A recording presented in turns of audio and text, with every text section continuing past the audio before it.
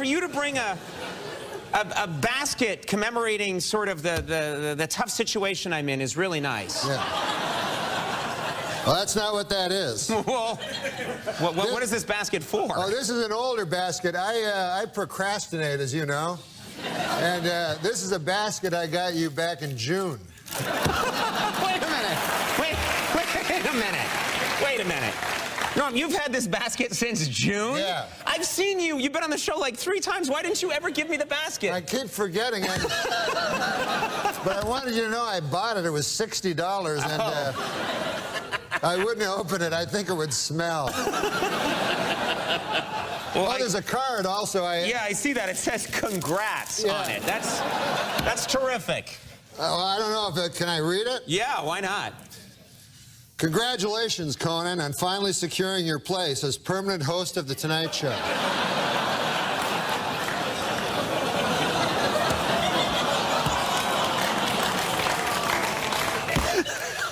That's something they can never take away from you.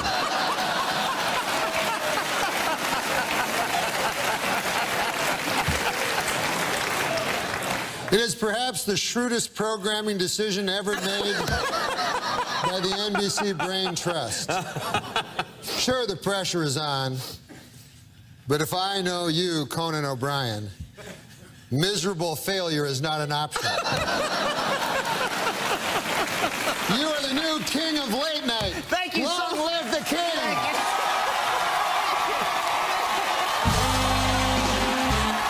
And you do an impression of a turtle, and I'm told you need help getting into turtle character? Yeah, if you guys have some lettuce. Yes, I was told, I don't know what, I didn't know anything. They just said you can do this impression if I have some lettuce ready. What do you want me to do? Give the turtle some lettuce. I don't want to. Give her some lettuce. All right. Oh, here we go.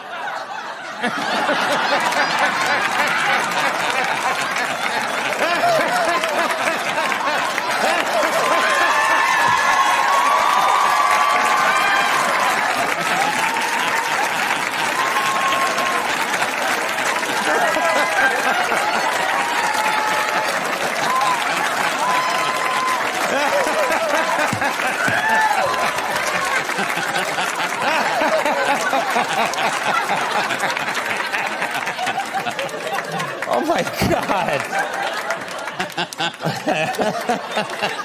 Fred Armisen pointed out a thing that when Lauren has to name drop, which he does a lot because he knows, like... He knows all of his friends are super famous. Super famous.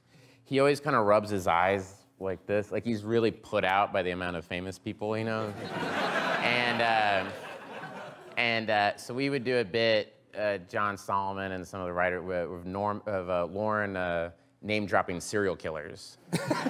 Like he goes to restaurants to hang out and with famous people, and famous serial killers join him. Yeah, and yeah. So like one would be like, I went to Kansas City with Alec and Marcy to try to get BTK killer off death row.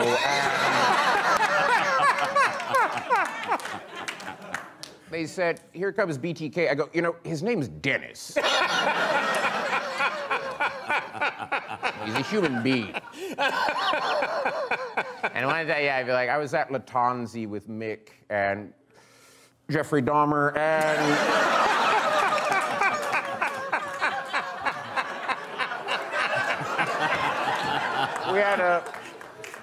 we had this young man was our waiter, and he left, and Jeffrey said, I have to go to the bathroom. I said, yeah, of course you do.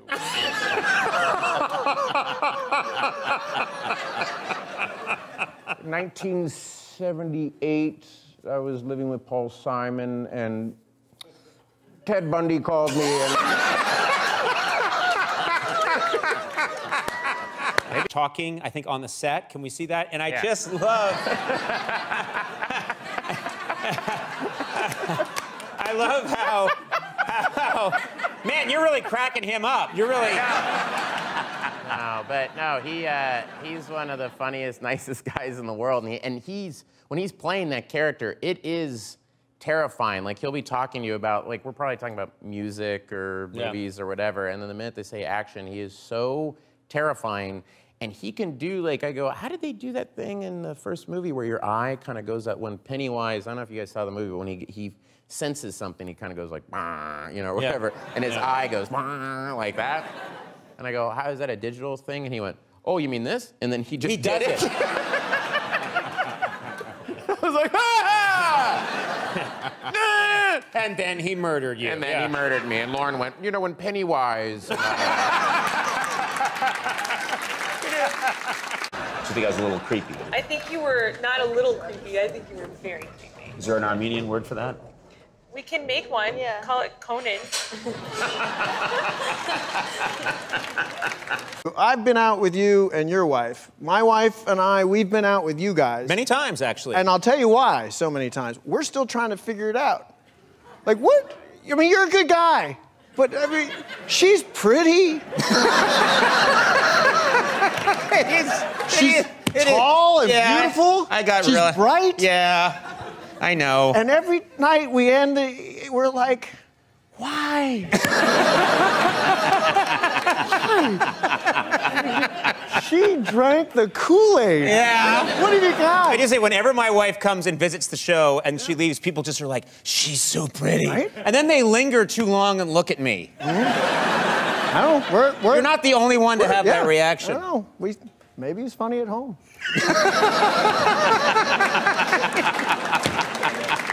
What a dick. You want to take over the Samantha role? Yeah, I Sex can and the do City. it. I can do it. Do You wanna sure? see? Because you don't seem like her at all. I'm pretty much exactly the same, but do you want to see? Yes, I do want to see. Okay, this is it. I love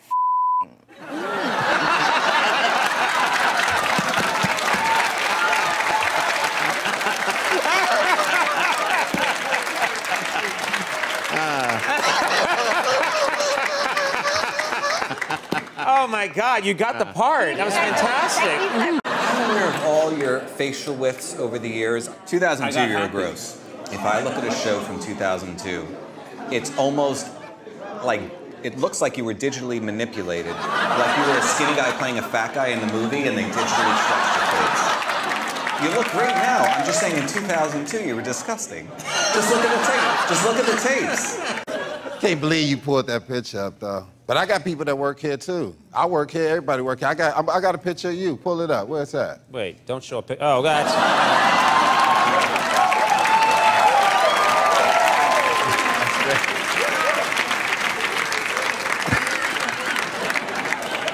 Shocking I couldn't get a girlfriend for so long. But... Yeah. Look at that overbite. But truly at the DMV, or not at the DMV, at the airport, people recognize me as a TSA agent. Wait, do they really think you're a TSA agent? If you're a black woman in the airport, you're a TSA agent. This is great. Oh, you should draw like a teardrop dick, like he killed a dick in prison.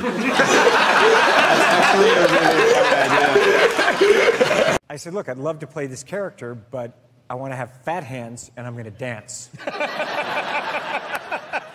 Just started moving, you know? Yeah. And there was no music.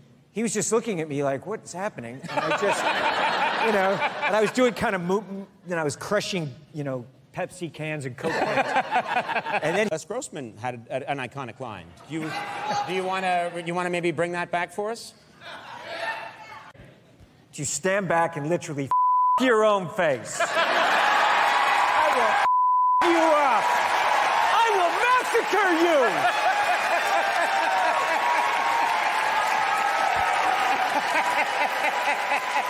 You married outside of your family's faith, is that correct? Yeah, so we're, you know, we're Muslim and she's not Muslim. And so, but my family was very understanding, very welcoming. So we had this like Muslim ceremony at my parents' house. We had a small... And your wife was okay with that? That she married sort of in a Muslim ceremony? She was cool with it? Yeah, she was cool with it. We did both, you know? We did like the Muslim one and then we did the wrong one. And so...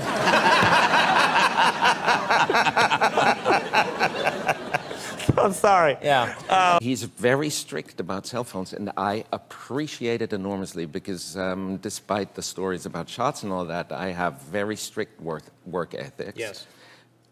And the constant... I thought maybe I'll just go out on stage and say a good joke about them. Uh-huh. And I did. So what was your joke? It was, wow, isn't it funny there's a band called One Direction? Because that's also the name I give my asshole.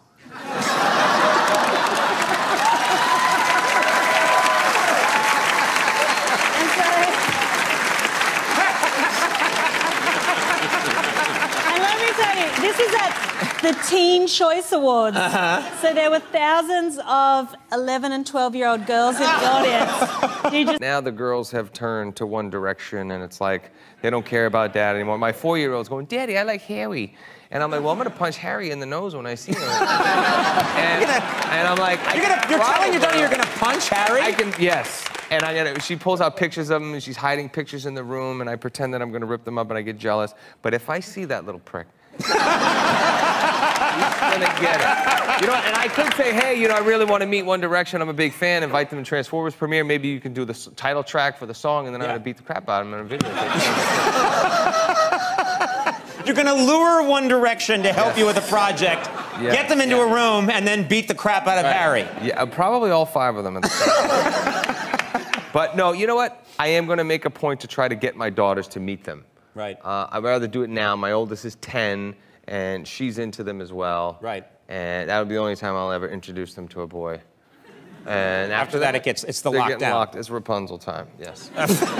Louis C.K., who's a good friend of our show, did a routine recently that got a lot of attention, where he talked about meeting you and being quite attracted to you. In fact, very attracted to you. Yeah. This got a lot of attention. I don't know if you've seen this clip. Let's show this clip very quickly. The one guy I would blow, based on who he is Ewan McGregor. Like, seriously, I'm not gay in any other way except for I want to fuck that guy right in the face. I totally want to fuck his face. I want to fuck the shit out of his face. I want him to fuck me. I do. I want him to fuck me.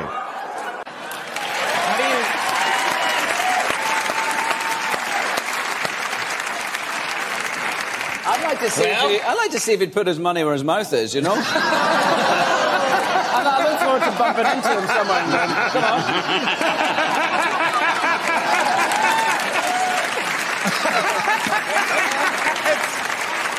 It's another way to raise money for charity. That's right. Anything goes.